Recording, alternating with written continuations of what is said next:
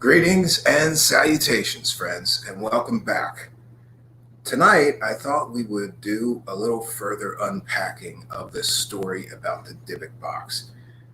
Uh, I had not kept up with this story, but I remember following it when it originally broke and when the original, I don't know, there was articles written about this story that referenced the eBay listing selling the Dybbuk box. And I remember following it back then. But I have not kept up with any happenings with this Dybbuk box. So I thought it would be interesting for me to spend a little bit of time looking into where is it now, who owns it, and what's been going on with it since the story sort of faded away. After the initial, after the Hollywood movie, The Possession, I really didn't hear anything more about this Dybbuk box.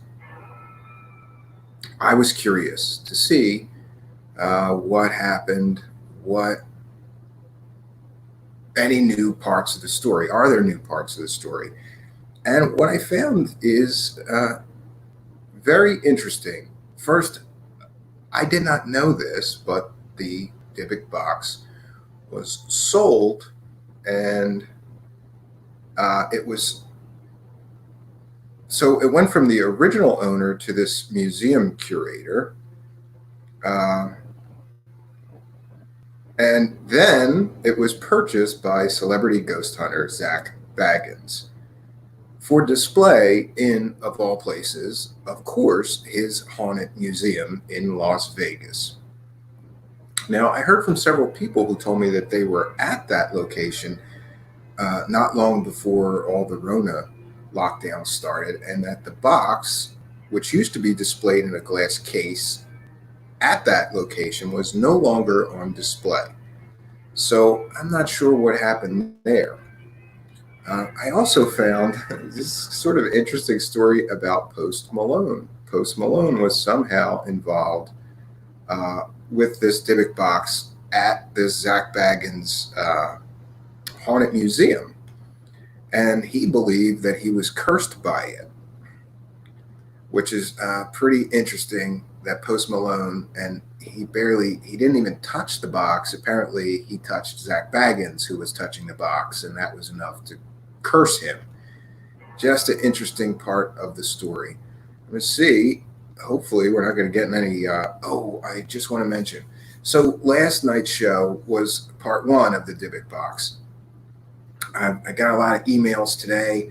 First of all, we used a clip from, I believe it's a show on Fear TV called Paranormal Witness.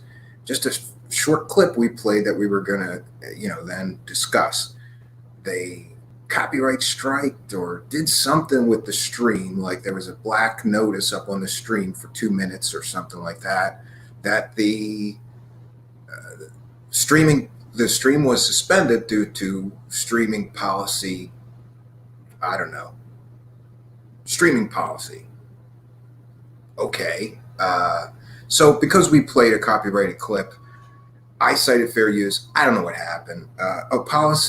Streaming policy violation. That's what they put, a big black thing on the stream and said streaming viol. So listen, I'm sorry that happened. These things just happen. It's not it's not a big deal.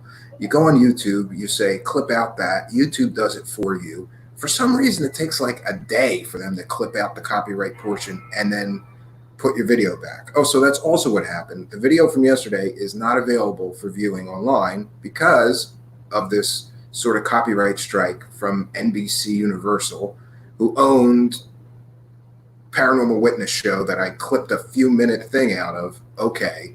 So, but here's the deal. It's not a big, huge thing. It will be back probably tomorrow, minus that clipped video. They'll take that out, and that show will be back.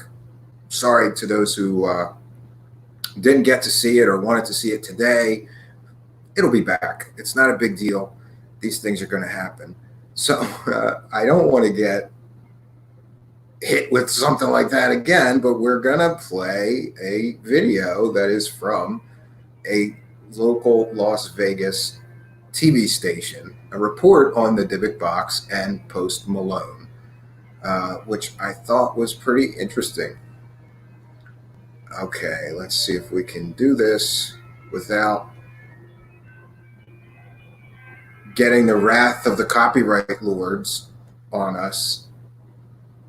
Okay,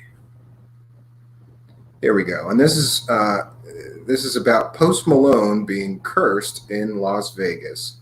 Let's check this out. Fan of rapper Post Malone, he has not had the best luck lately. And now some believe it's because of something that he did during one of his trips to Las Vegas. Apparently, Mr. Malone claims now that his house was broken into, he got sick, and he's having this tremendous string of bad luck, and he is blaming it on the Dybbuk box. New video from Zach Baggins shows the rapper inside his haunted museum here in the Valley. Now, Baggins is seen touching what he calls the most haunted object, the Dybbuk box, which is... No, it's the Dybbuk box. Okay, so here we see some footage, and Post Malone did not touch the box. He touched Zach Baggins, who was touching the box, and somehow attributes all this huge string of bad luck, his house being broken into, all kinds of things on the Dybbuk box. Anyway, then while he's touching that box, Malone is seen shoulder. Baggins said Malone then saw a dark figure that night that followed them out of the museum. Some people think this is the reason Post Malone has had so many problems lately. And in all fairness, he kind of has had a bad streak. I got to be honest. His private jet nearly crashed. He got in a car crash, and then crooks targeted his home. Yeah, so I don't know. Maybe this is just a coincidence that he's having bad luck right after he touches this thing. I don't think, it's a stretch to go, well, I touched this guy who was touching that Dybbuk box, and now all these bad things are happening to me. It's kind of strange that he's blaming that, but okay. So, they say bad luck comes in threes, so maybe that's it. Yeah. And he can move on with his life and never, ever visit the museum again. No. Wow. Yeah. Yeah, right. Wow. Yeah, it's funny when you watch the video how he touches him, and it's kind of the chain thing. But he was followed out by the dark. A dark spirit followed him out, apparently. Yeah, so there's that. Oh, sorry, Yeah, so I didn't know that the Dybbuk box ended up with this Zach Baggins, who, honestly, I'm not really a fan of his. I watched some documentary he made where he, bought some haunted house, or house that was supposedly haunted, and boarded up the windows and spent the night in it, and it got pretty hokey. I don't know the name of the documentary, but it's a Zach Baggins production, and it was pretty hokey towards the end of that documentary. So I'm not really a fan of this Zach Baggins, but I think it's interesting that this box is getting, I'm sure that people are visiting that haunted museum just to see this Dybbuk box that they heard about. And that was pretty much the inspiration for the Hollywood movie, The Possession. On a historical note, I found something else that was incredibly interesting. I started looking into more just the Dybbuk. What is the Dybbuk? And of course, this is supposed to be a malevolent spirit which possesses another. The Dybbuk box was not really part of Jewish mythology or folklore. That was created out of this Dybbuk box story in modern times. But the stories, there are a tremendous amount of stories about Dybbuks possessing people. I love old movies. So I happened to find this film that's from 1937, and it's called Der Dybbuk. It's in German, but there's English subtitles, and it means the Dybbuk, Der Dybbuk. So it's a film from 1937, which is really interesting because it's all about a Dybbuk possessing this maiden in the village, and the rabbis struggle with his own personal demons, I guess, and struggle with the responsibility that he has to cast this Dybbuk demon out of this maiden in the village. So I thought we'd play a short clip from that because I'm sure that's not copyrighted. It's pretty old now, and we'll be able to get some historical, I don't know, perspective into this thing called the Dybbuk. And again, this is from the Dybbuk 1937 film. Let's watch. I have it queued up to a part where he's about to begin the exorcism of the Dybbuk. Okay.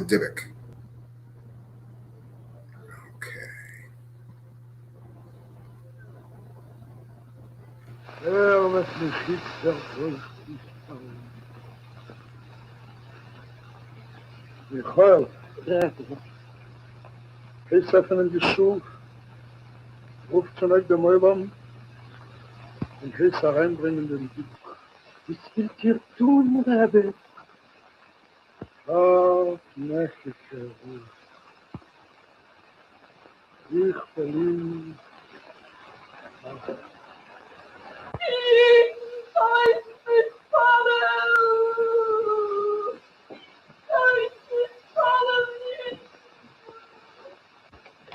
Rebbeinu Shalom! Ich konnte Tarflein in die Schule, wo sein du dich nach ein Bereit von Tiefen von. Heilige Teures! Stell dich ein Verein, Kalbere, wo sie Tassen geworfen dir, wo ich ja nicht. Heilige Mois, soll ich geworfen nähen. Läuft! Beide Rebbeinu Shalom! Als ich ihn gewöhnt, soll ich verschnitten werden. Vater Zeit! Rebbeinu Shalom! Wenn ich das so stelle... Dybbuk, der Sommer von einem Menschen, was ist weg von unserer Welt.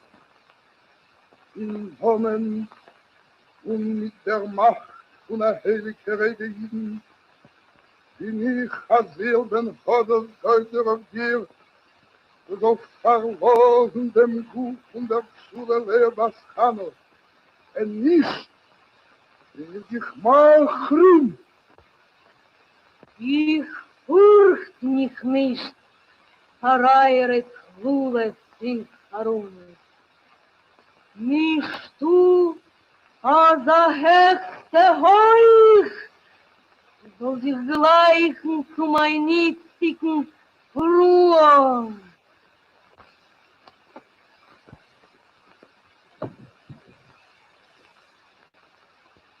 Michael,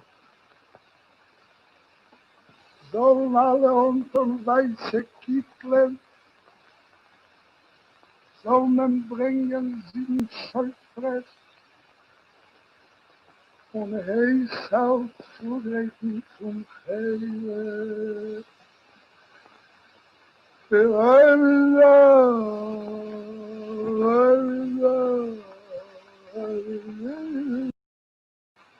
Hele Kedusha, sollen alle gehen Kabel von seine Muttertonen ist noch kosten. Und all die Kitteln, legt er weg die Talation.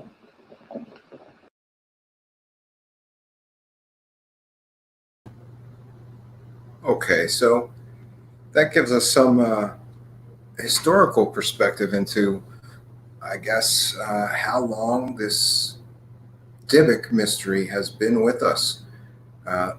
These stories about Dybbuks and them possessing members of a community go way, way back. There's a play, I believe, from the 1600s. We have this 1937 film, but it's important that we don't have mention of a Dybbuk box until the modern mythology surrounding this Dybbuk box began. And somebody mentioned that Zach Baggins, who is the current owner of the box, opened the Dybbuk box recently. I didn't know this, but he had a big Halloween special, which was centered around will he or will he not open the box? And apparently he didn't in the first Halloween special. But recently, while he was under quarantine in the Ronaville time, he opened the box. So we have a story about that, which I'm going to try to get that up here on the screen and we can talk about that.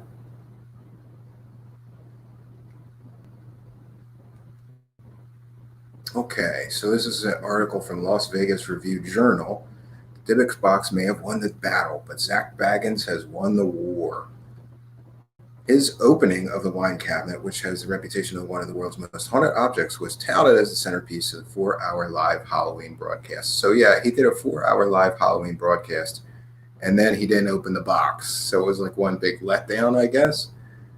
To Zak Bagans, I believe that the Dybbuk was causing my production to fall apart during that moment. He says reasons keeping it closed that night. The miniseries, of course, he had to make a new, special on television. Ghost Adventures Quarantine on the Travel Channel. Just me and these three guys have been through literal spiritual war with me. Offered the perfect chance to try again. The Dybbuk box knew I was going to be opening it, Bagans says. I wanted to see if there was going to be any kind of things going on before that. After removing the glass surrounding it, he set up cameras and he said captures footage of a mist manifesting out of it. Bagans says I wasn't attacked, I wasn't harmed, I just felt something, I felt the power of it. To me, it felt good. Okay. Bagans says of his encounter with the box, I believe that it doesn't affect me as bad as it affects others around it because it knows that I am its owner. Weeks later, he struggles to put his experience into words. It was a rush. I just felt a warmth through my body. I don't know if I felt like it was crossing over or something. It was an influence that it had on me. It was feeling like I kind of felt in the Demon House. That's the other documentary that he made that I mentioned in Gary, Indiana. Scary and terrifying, but sense of awkward enjoyment out of it, he concludes. I guess it's hard to explain. I'm a weird guy. Yeah, so I guess some people would enjoy that kind of experience. I don't know. If I had a chance to open this box, I'm not sure that I would do it. How about you guys? What do you think in the live chat? I have just another story that I wanted to share, and this is about Post Malone, who believes that he is suffering from the curse of the Dybbuk curse. Okay. And this is from Insider. Here's what Post Malone really needs to do if he wants to get rid of his alleged Dybbuk box curse. And here we have Post Malone. He apparently believes he's cursed by the Dybbuk box. In Jewish folklore, Dybbuks are people who can't immediately go to the afterlife after dying. Actually, you'll find multiple stories in Jewish folklore. Some people say they're malicious, evil spirits. It depends on what source you use for what a Dybbuk is. But there's other accounts that a Dybbuk is a deceased human who can't move on to the other side. He has something left to do. That's why he will possess a living human to finish whatever it is that he has left unfinished before he can move on to the world of the dead. Okay, if Post Malone is serious about getting rid of a Dybbuk, he needs to find a prominent rabbi. So I found stories which relate really closely to the Catholicism stories of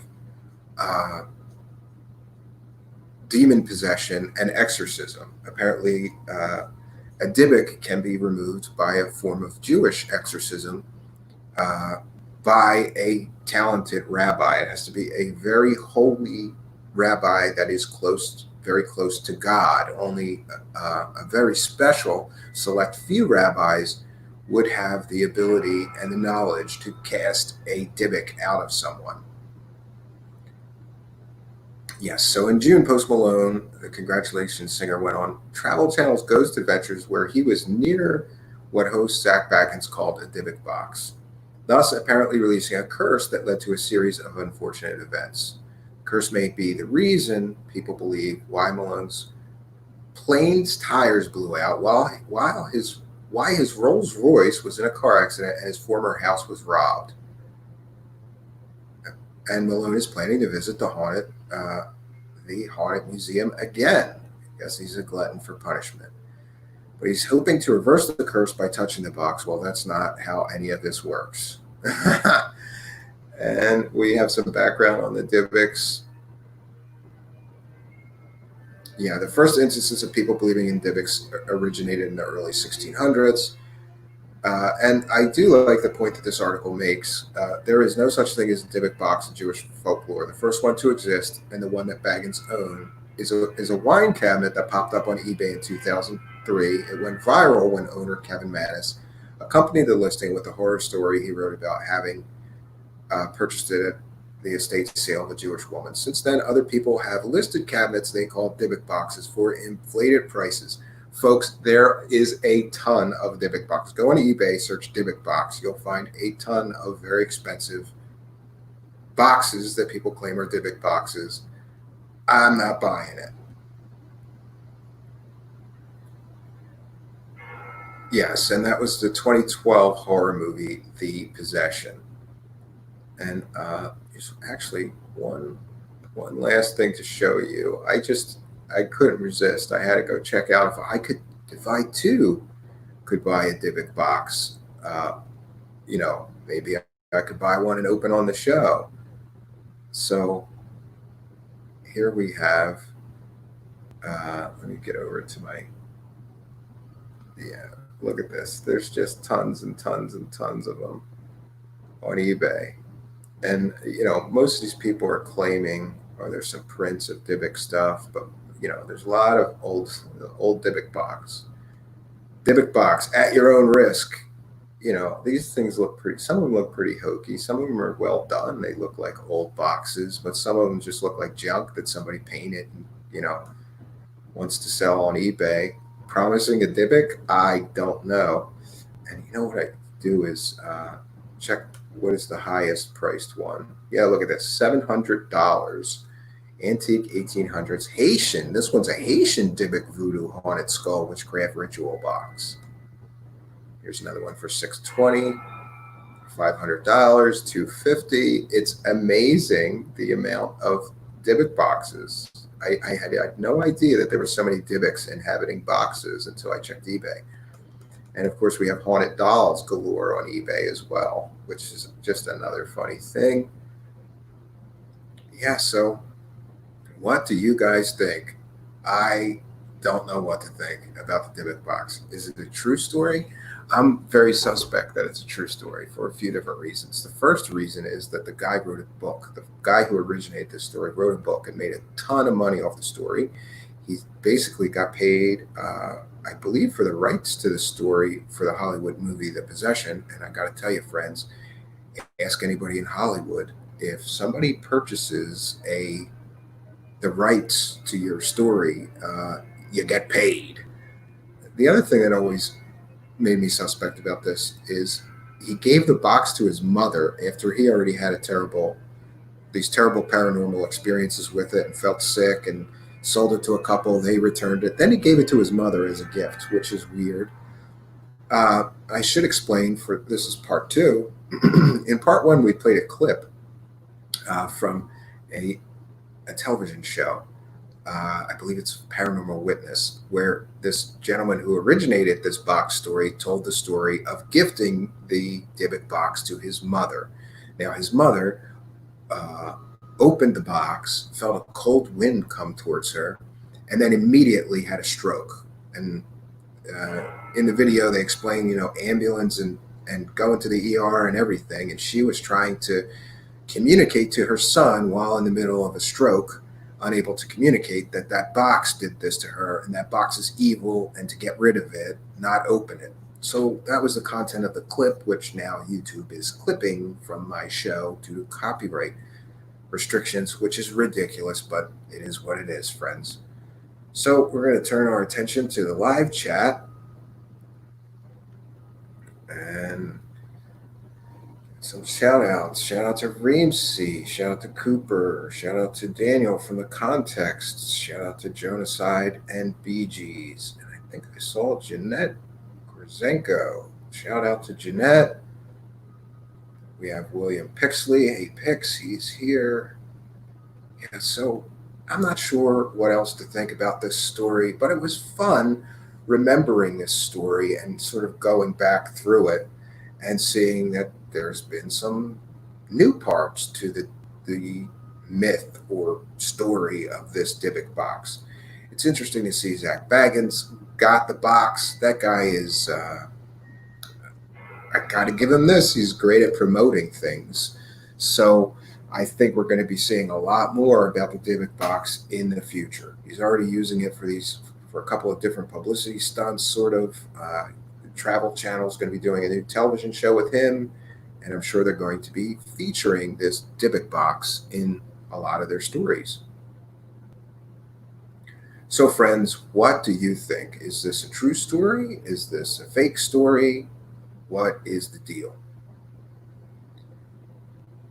And I just realized that my phone is downstairs for the show, so we're going to have to skip call-ins tonight unless we take a break and I go grab it. But I think we'll skip call-in live callers tonight, and we'll just concentrate on the live chat. Okay, let's see. The thing inside a Dybbuk box will make you sick or try to kill you. Must never go near it. Yeah, Reepsy. Apparently, most people who have interacted with this Dybbuk box felt immediately sick or later became ill. There also seems to be something to do with insects. Like everybody who's owned the box said that the place where the box was kept, the room that the box was kept, would suddenly be infested with flies, and people would see shadows, hear strange sounds, smell strange things, which is odd. And many of these things are associated with other sort of, I guess, paranormal phenomenon. Samwise Gamgee should help Baggins with the box. That's what I think. Paranormal Jiggy says if Baggins is attached to it, fake. Yeah, I'm not a fan of his, Jiggy. I don't know. I watched that one, the Demon House documentary, and it started out pretty good. Like, hey, I found this haunted house. It's incredibly haunted. I'm going to buy it from the owners. And then it just got hokey after that. Like he boarded up the windows and nailed himself in there. Or I don't know. It's just that was pretty hokey. Not a fan of Mr. Baggins, but God bless him if he's doing what he loves. And apparently he loves ghosts and supernatural stuff. Good for him. Can we rename it the Wilcock box? No, that's different box picks. That is definitely a different kind of a box. Absolutely a different kind of a box. Oh, there is one other thing.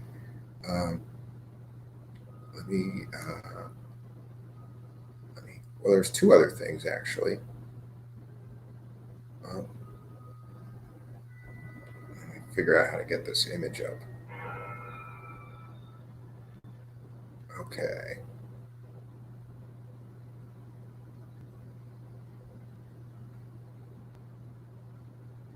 One second, folks. I'm going to get an image up because we have some further information and explanation of. Okay. We have some further explanation and analysis of the prayer stone, which has a word written in Hebrew on it, and a prayer that is written on the back of the box. So let me first show you the image here.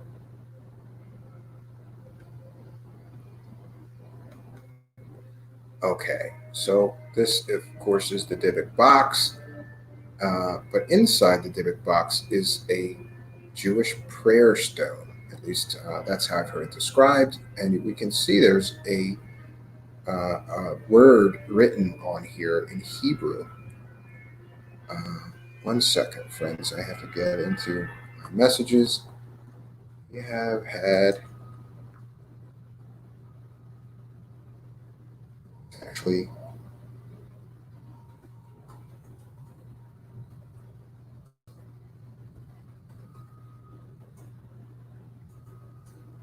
had a viewer. Well, it's actually my nephew Nicholas who did some research, and let me get into Messenger. I'm sorry, because this is like a big long explanation of what those things are. He happened to find it. Okay, so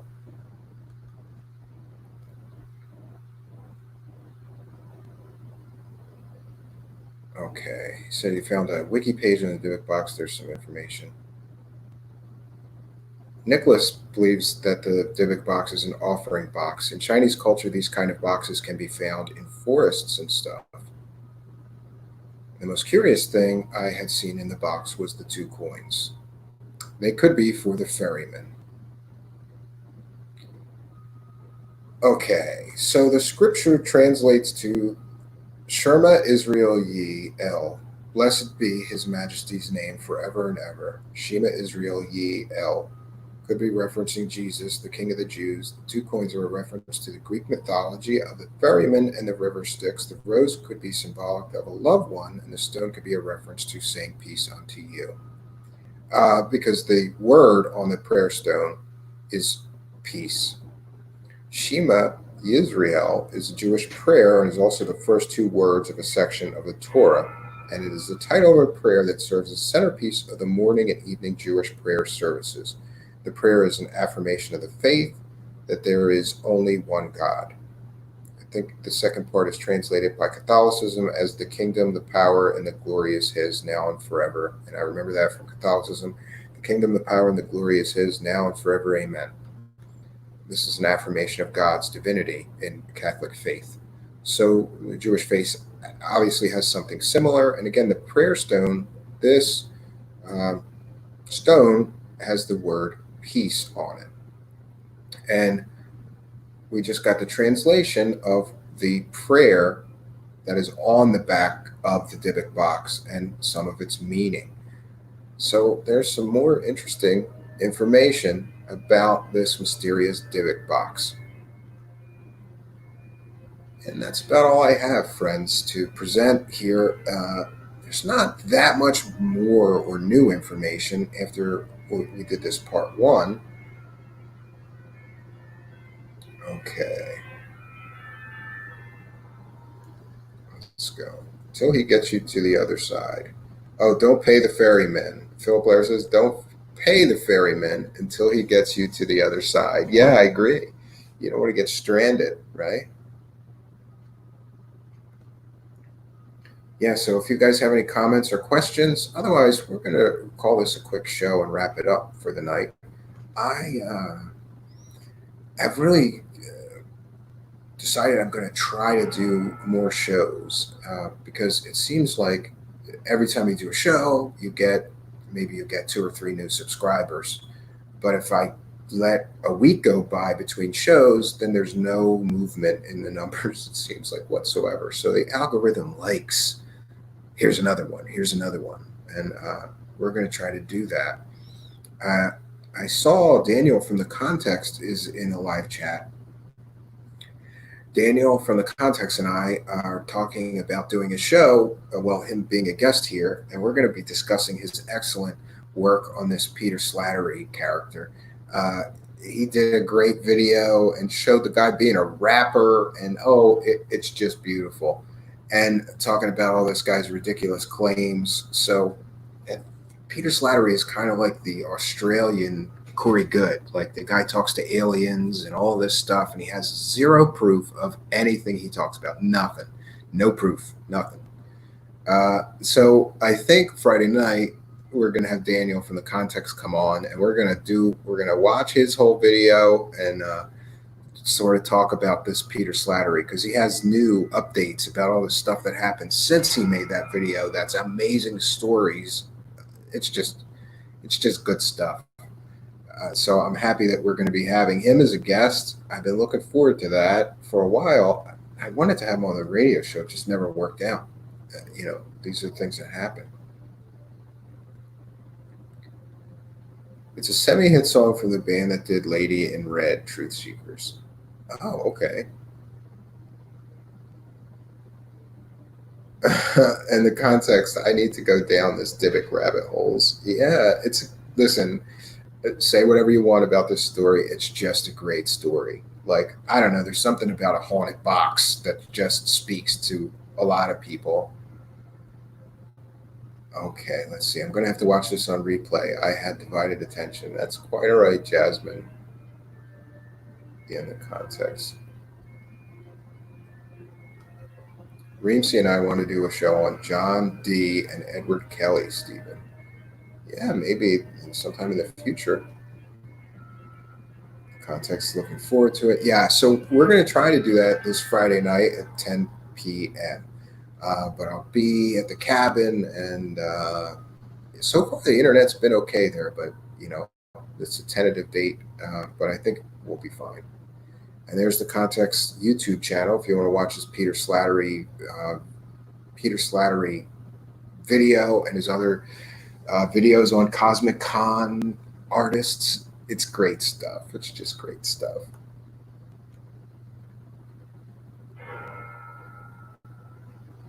Yeah, so I've been working on new intros and outros and bumpers and all this kind of stuff for the show. And I got to spend an entire night working on the sound setup. So hopefully some upgrades coming soon.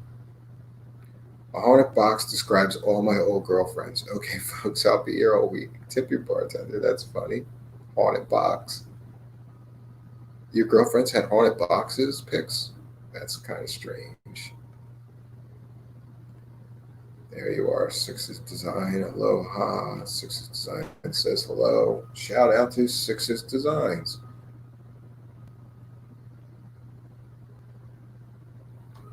So I'm also sort of waiting out this Sarah Adams story. I want her to finish with the terminally ill patient that she's doing these sessions for, and then we're going to talk to her and her manager, and we're going to talk to him. So that'll be a few shows to sort of unpack that stuff. I didn't get the notification, seen it on Twitter though. Yeah, sorry about that. We're doing our best here. So friends, I've had an incredibly long day. I want to thank each and every one of you for coming here today. But I think we're going to call this one a quick one, and we are going to roll out. I've got a whole bunch. I've got like 3 or 4 hours of work to do on other projects tonight that I'm hoping to get to before sleepy time kicks in.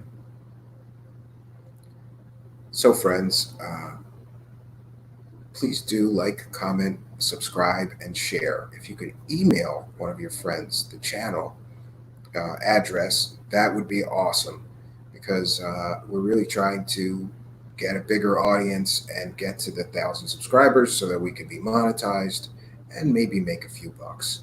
And speaking of that, you can, if you want to support this kind of content creation and myself and the show, you can go to Patreon and just search by my name. It's up here on the screen, Stephen Cambion, and you'll find me on Patreon. And for as little as $1, you can support our show here, Truthseekers, and our continued expansion. We're hoping to stream to more places like Twitch and BitChute and Vimeo. There's a lot more out there on the internet, and we'd like to continue to spread the show. Your dollar could help me upgrade the software that I have to pay for monthly to do the show and enable us to stream to more locations. That's something I would definitely like to do. Otherwise, we're working on a way. Yeah, Jonaside said, I did $1. Reemsy says, be monetized. Yeah, and be good, folks. Stay chilly. Yeah, Jonaside did $1, and I got your dollar. Thank you, Jonaside. Every dollar helps. Every little bit helps. I'm very thankful to everybody, and I'm gonna take the Patreon people, and I'm gonna make a bumper just to thank Patreon supporters. It's on my list of things to do for the show. In the meantime, I would just like to thank every Patreon supporter, because your dollar really does help. It paid for the microphone here. It paid for the webcam here. It paid for this backdrop, these cool lights, and it's paying for the software that runs our show. And this software makes my life really easy, but it's great to have those few dollars from Patreon so that this show doesn't cost my family any money. Thanks, Steve. You have interesting content and delivery of it. Thank you very much. Let's see. You should go to Fade to Black. Jason quit. Yeah, I don't think that's ever going to happen, but okay. Oh, yeah, and here is the Patreon link. It's just patreon.com/Stephen Cambion. You can give me your dollar. Send me your money. It's like that old Anthrax song. I wish I could play that song. Send me your money. Because quite honestly, I could use it right about now. Okay, folks. So, like I said, we're going to call this a quick one tonight. Once in a while, I'm just going to do a quick one, just come on here and finish. Because I felt like yesterday we didn't really finish the story because I honestly, I hadn't looked into what has been going on with this Dybbuk box since the movie, and it kind of got hugely popular and then it faded away. I knew something had to happen with it since then. So we looked into it for you guys today. And I feel like we're up to date now. We all know what's going on with this Dybbuk box. I think we're going to be seeing a lot more of it, considering who owns it right now. And there'll probably be some specials, some TV shows, some documentaries, because there's a demand there for it, and I don't blame that guy who bought it. He didn't buy it. I'm sure he paid a good deal of money for that thing, and he's going to milk that thing for every penny he can get out of it. God bless him. It's a great, great story. Is it true? I don't know, but it's a great story. All right, friends. So on that note, this is just another one of those tantalizing what if it's true stories on the internet. The internet is filled with them. Sometimes you don't get a definitive answer. Is this story true or not? I'm leaving the possibility that the story is true, but I have a lot of doubt. So until next time, folks, my name is Stephen Campion. Good night.